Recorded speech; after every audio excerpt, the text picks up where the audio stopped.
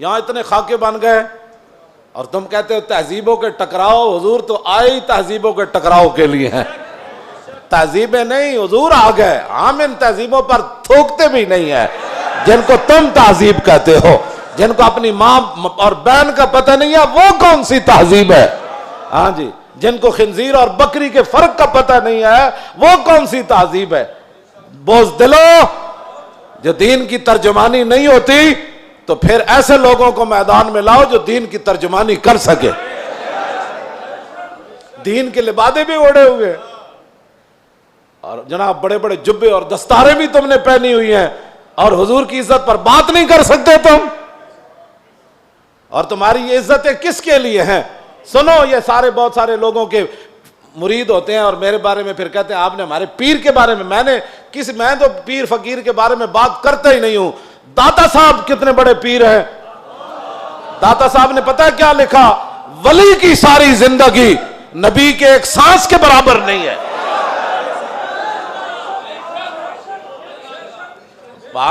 صرف نبی کے بعد امام الانبیاء کے تو خلق سے اولیاء.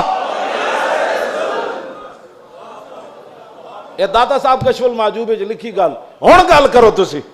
جدوں حضور دی عزت دی گل آوے تے پھر کھڑا کوئی نہ ہوئے پھر وہ پیر ہے. تے پھر اپنی جاناں بچائے تے اپنے جناب ادارے بچائے تے اپنے خانقاہاں بچائے. رسول اللہ کی تو سانس کی بھی کروڑوں حصے کرو نا پھر بھی اس کی ساری زندگی اس کے برابر نہیں ہو سکتی. کروڑویں حصے کے بھی. یہ تو داتا صاحب نے صرف انبیاء کی بات لکھی ہے. رہ گئی حضور کی بات تو خلق سے اولیاء اور فاق النبیین فی خلق وفی خلق ولم یدانو فی علم ولا کرم وکلہم من رسول اللہ ملتمس غرفا من البحر اور رشفا من الدیم وواقفون لدے عند حد من نقطۃ العلم او من شکلۃ الحکم. ایدہ تو میں ترجمہ نہیں کر سکتا انبیاء دی عظمت دی وجہ. امام بوسیری گل کتھے جا کے کی تھی کہ حضور دی شان کتھے جا کے ہے. فرمایا سارے انبیاء اور رسل حضور سے یہ عرض کرتے رہے کہ حضور اپنے کرم کا ایک چھینٹا ہمیں بھی عطا فرما. وَكُلُّهُم مِّن رَّسُولِ اللَّهِ مُلْتَمِسٌ غَرْفًا مِّنَ الْبَحْرِ أَوْ رَشْفًا مِّنَ الدِّيَمِ. یا اپنے سمندر سے ہمیں ایک چلو عطا فرما دو. اے لفظ اے شیر ہوندا نا دائیں بائیں تے حضور نے تو سنیا سی بوسیری نو چادر دیتی. جے دے وچ کوئی گل ہوندی تے حضور نے فرمانا سی بوسیری اے شیر کٹ دے. تمہیں مقام رسول کا پتہ ہی نہیں ہے. باتیں لوگوں کو اگر مگر کی کرتے ہو. اگر مگر سے ناموس رسالت پر پیرا تھوڑا ہونا ہے. اگر مگر سے پیرا نہیں ہونا. پیرا رسول اللہ کی عزت کا ایسے ہی ہونا ہے جیسے صدیق اکبر نے پیرا دیا, جیسے فاروق اعظم نے پیرا دیا. باقی رہ گیا حضور کا جلال, تو وہ میں آپ کو پڑھ کے سنا دیتا ہوں کہ حضور کا جلال کیا تھا. مولا علی راوی ہیں اس کے. اب مولا علی کیا کہتے ہیں, غزوہ خندق کے موقع پر جب رسول اللہ پہرا دے رہے تھے ہمارے ساتھ کھڑے ہو کر, 25,000 کا لشکر خندق کے کنارے کھڑا ہے اور وہ یہ چاہتے ہیں کہ عمر بن عبد ود کی طرح ہم اپنے گھوڑے دوڑا کر خندق کو عبور کریں اور مدینہ پاک پر حملہ آور ہو جائیں, حضور پر حملہ آور. حضور خود پھر تلوار پکڑ کے کھڑے ہو گئے. اور جب رسول اللہ بھی کھڑے تھے وہاں تو سورج غروب ہو گیا. حضور کی ظہر کی نماز بھی قضا ہو گئی. جب عصر کی نماز قضا ہو گئی تو محبوب, یہ بھی حضور کی رحمت للعالمین بھی ہے, یہ بھی خلق عظیم ہے. تم نے کون سا خلق عظیم کی مثالیں دیتے ہو؟ مائی کوڑا پھینکتی تھی اور تم یہ باتیں لوگوں کو سکھاتے ہو فلاں کو معاف کر دیا. وہ حضور کا اپنا حق تھا معاف کیا. امتی کو حق نہیں بنتا کہ وہ حضور کی طرف سے خود منصف بن کے لوگوں کو معاف کرتا رہے. یہ قیامت کو فیصلے ہوں گے کہ رسول اللہ نے کس کو معاف کیا اور کس کو معاف نہیں فرمایا. ہم کون ہوتے ہیں حضور کے حق معاف کرنے والے؟ اب جب سورج غروب ہو گیا تو ذرا سنیں حضور کا دعائے جلال کیا تھی.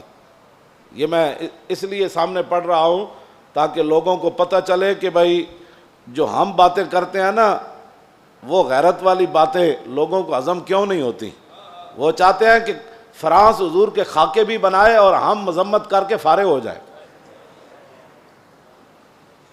اور ان کے اندر اتنی غیرت ہو کہ ان کے صدر کے خلاف بات ہو تو وہ اپنا سفیر واپس بلا لیں.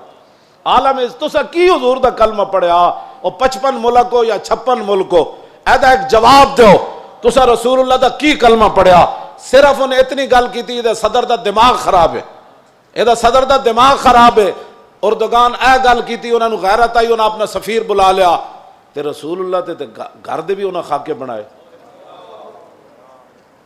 تساں کی غیرت کی تھی اور جڑے غیرت دا سی سبق دین دیا تسی فرانس دے خلاف ساڑھے مسیطہ تے حملے کرنے ہو علماء دے تسی جلوس بند کیتے نہیں اجازت نہیں ہے حالات نہیں ٹھیک اور کیڑے حالات اسی بنائے تساں بنائے حالات خراب تساں یہود و نصارہ دی ایجنٹی کی تھی تساں چوڑی بار بھیجی اور تساں چوڑی بار بھیجی اور پھر تم نے اس پر فخر بھی کیا تم نے اس پر فخر بھی کیا ہمیں حضور کی غلامی پر بھی فخر ہے اور ممتاز قادری کے عمل پر بھی فخر ہے غازی ظہیر کے عمل پر بھی فخر ہے اور غازی عبداللہ کے عمل پر بھی فخر ہے کہ اس نے گستاخ کو پکڑ کر ایسے گردن کاٹ دی اس پر بھی ہمیں فخر ہے اور فرانس کے اندر جو کچھ مسلمان اپنی بساط کے مطابق گستاخان کے خلاف کر رہے ہیں ہمیں اس پر بھی فخر ہے